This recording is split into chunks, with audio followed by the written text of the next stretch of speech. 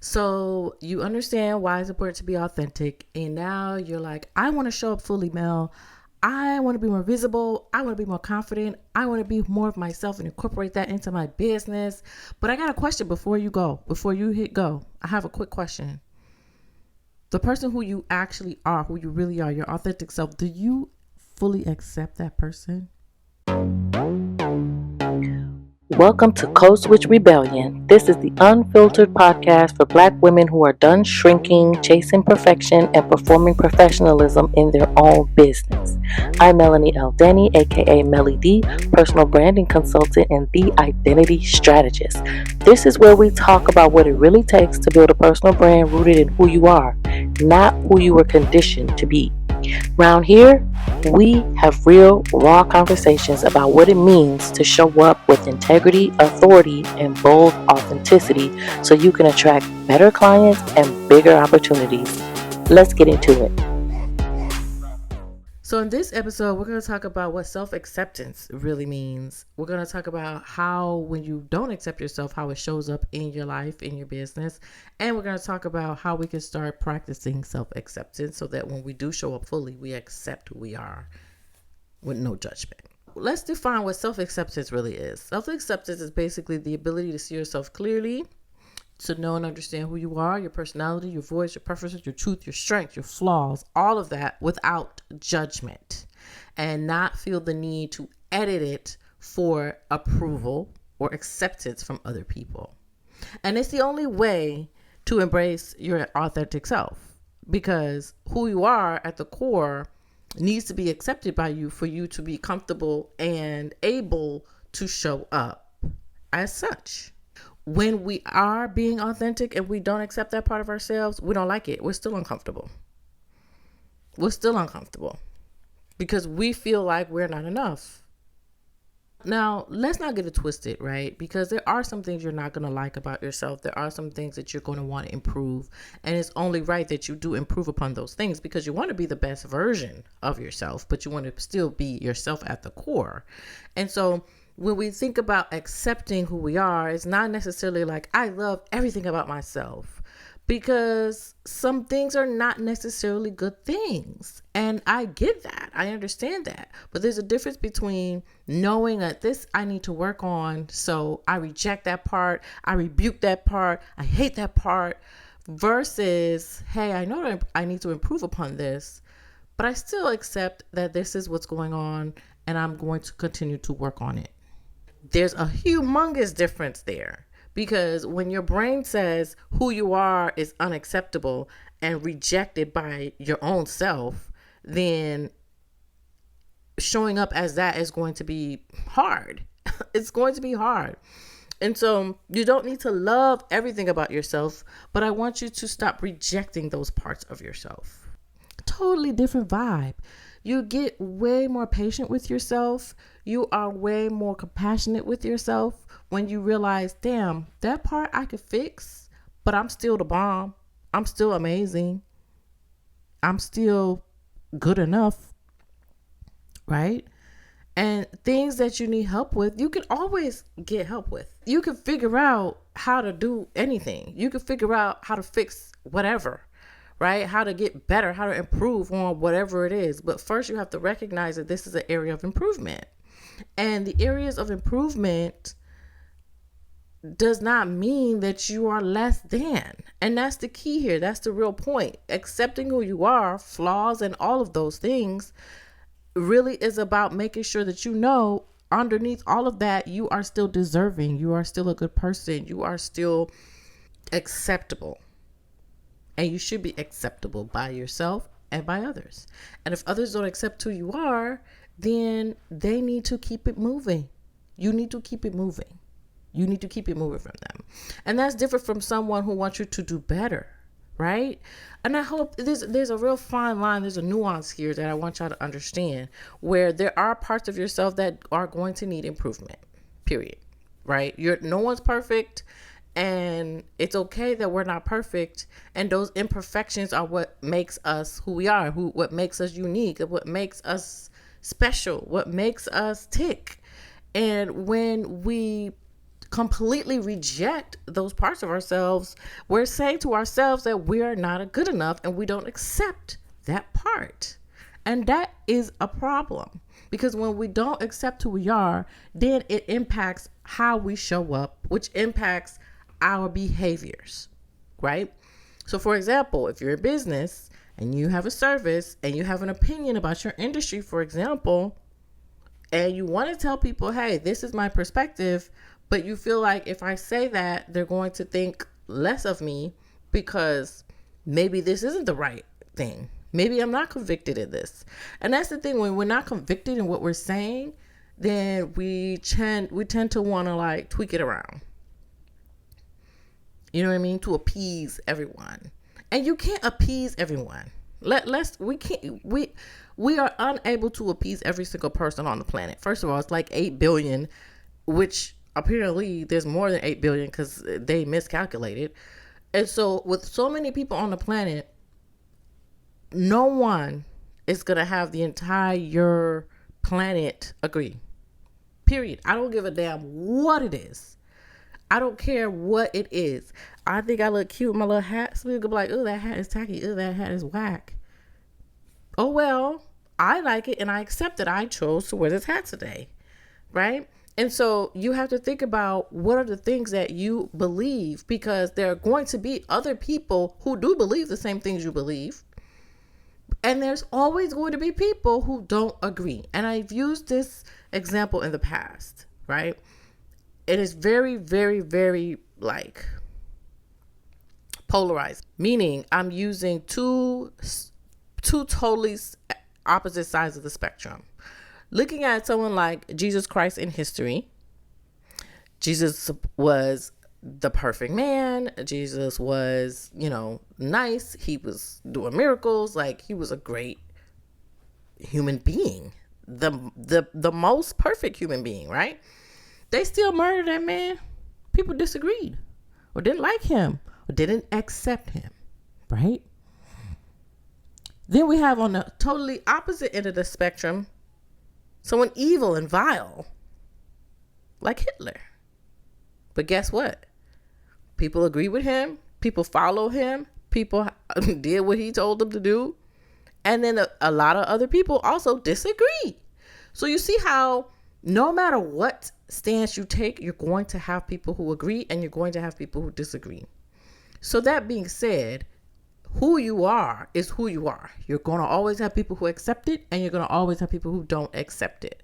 The first person who needs to accept it is you.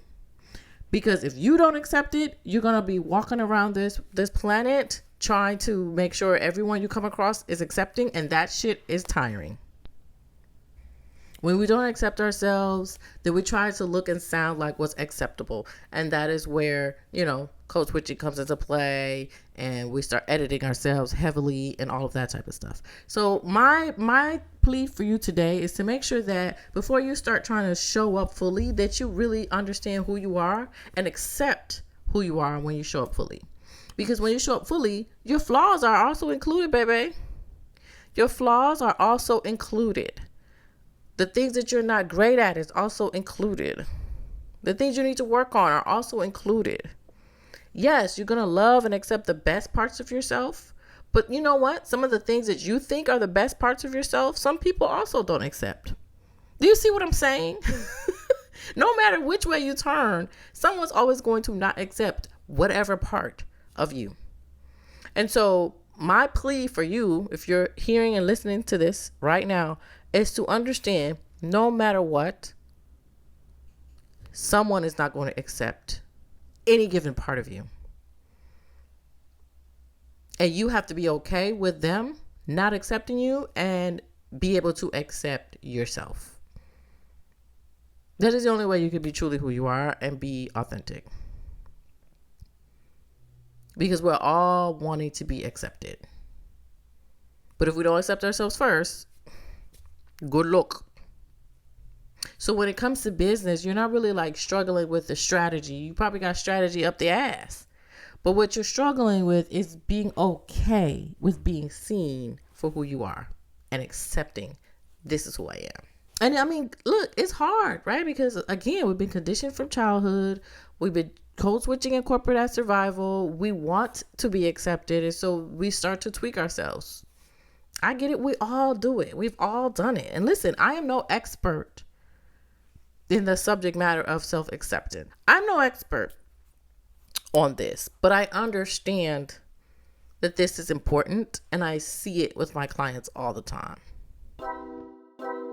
I got a quick question for you. Do you keep attracting the wrong clients or no clients at all? Something's going wrong with your personal brand, boo. And it's okay, but before you can fix it, you gotta really know what's going on. You gotta assess and see what needs to be fixed so you can take the next best steps. If you're ready to get off that struggle bus and stop winging it, book a digital brand audit. This is a personalized deep dive on how you're showing up online. We dive into what's working, what's missing, and what's really holding you back from those opportunities and those clients that you know you deserve. Book your digital brand audit today. So here are some ways in which you can start practicing self-acceptance. And again, what we mean by self-acceptance is really embracing who we are fully, our strengths, our flaws, all of that, without judgment or feeling the need to adjust for external acceptance. Okay. So here's a couple of things you could do. So you could acknowledge some of the imperfections that you have, because imperfection is just human. Everyone has imperfections. So if a friend of yours made a mistake, you would be like, oh my gosh, it's okay. You don't have to feel so bad. We all make mistakes, etc. But if you made a mistake, are you going to give yourself that same compassion? That is how we practice self-acceptance. Saying, you know what? I'm okay. I'm only human. I make mistakes. You know, when I was heavy into my postpartum depression, I took every little thing as I'm a failure. Every little thing I did, oh my God, I'm such a failure. I'm failing. I'm a failing mom. I'm a shitty wife. I am a terrible person. I suck at business. Like, I can't do nothing right. Okay, because what? One client gave you a little feedback. What? Like, I was so easily like just thrown off. It's crazy. And it's because I didn't have any compassion for myself. I was so hard on myself because I'm like, Mel, you know better. You should do better. You should be perfect. You should never have anything go wrong. What the hell is that? Child. Terrible. Now I'll be like, damn, I fucked up. It's okay. I'll just work on it. And I'm gonna hold y'all, that took therapy. That took therapy for me to say, it's okay.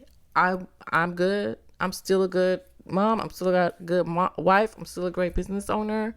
My clients love me, and I'll work on it for next time. Right? Another thing you need to start doing to start accepting yourself more is really challenging your inner critic. You know, like that little voice that tells you, oh, you fucking idiot. Why would you do that? How could you do that? Right? And then negative self-talk, it perpetuates itself and it grows and it grows and it grows. And then those establish themselves as beliefs about yourself.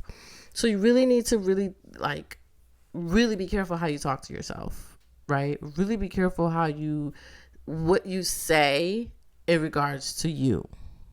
Okay. And so a big part of this that I used to do with my coaching clients is I would say, what is the limiting belief that you've told yourself, right? So these are I'm not good enough. No one's going to pay me. I'm not young enough, not old enough. I'm not experienced enough. I'm not educated enough. I don't have this. I don't have that. Like all of these beliefs that say that tell you you're not good enough. And so therefore you should sit down and not do the thing. That's pure bullshit. And I challenge you to, when those thoughts come up, to replace them with new truths, right? So let's say, for example, you feel like you don't know enough to sell this thing as a service for people to pay you. When in fact, you're good enough for whoever needs you next. Because the person looking for you needs exactly what you have to offer. And so therefore you are good enough and qualified enough to get paid for this service because it's valuable to someone. Okay. The other thing I want y'all to do is get off the perfection train. I know as Black women, we tend to want to everything to be buttoned up and perfect because we don't want anybody to tell us we're not good enough because we've been fighting this battle for so long. But perfection is a myth.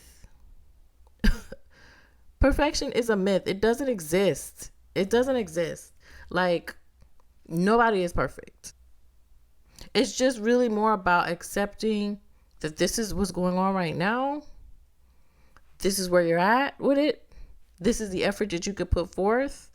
And that is good enough for now, for where I am today, for right now. And then next time I'll do better. Right? And then next time I'll take what I've learned from this experience and do better. But to beat yourself up and to do this whole like imposter syndrome crap and I'm not good enough, I can't do this, when you can, and when your half-ass is 10 times better than the next person's 100% effort. Stop striving for perfection. It does not exist, and all it does is highlights the things that you don't like about yourself or highlights your flaws, and then you harp on it and you like so focus on not doing those things you forget what you are bringing to the table. So shift your focus from perfection to like growth. I could do better next time. Also, I want you to stop comparing yourself to other people, especially on social media, because whoever you're looking at, that's their chapter 10 and you on chapter 1. You're not even in the same book. It's a totally different book. So why are you comparing? There's no comparison. Like comparing apples to oranges. What the hell are we on right now? Focus on yourself and how far you have come, and focus on what you're doing and your path and your own journey, because everybody else got their own journey. And if we're looking at social media, baby, 95% of that shit is fake. It's not real. It's not real. It's not real. I promise you it's not real. Even influencers have said this is not real. None of this is real. You think it's real? How they put a camera up and they're like day in the life and they act like they just woke up. You know, they had to get out of bed, set the camera up, get back in the bed, and look like they just woke up and roll over for the camera. Like, it's not real. They're curating something to show a certain image. So stop comparing yourself to people on social media. It's not real. And if it is real, it's not in comparison to you. You are on a totally different journey. You have totally different experiences. You have totally different skills and things to bring to the table. You have totally different circumstances in life. Like, stop the madness and stop comparing and accept who you are, where you are, and your journey. This is it.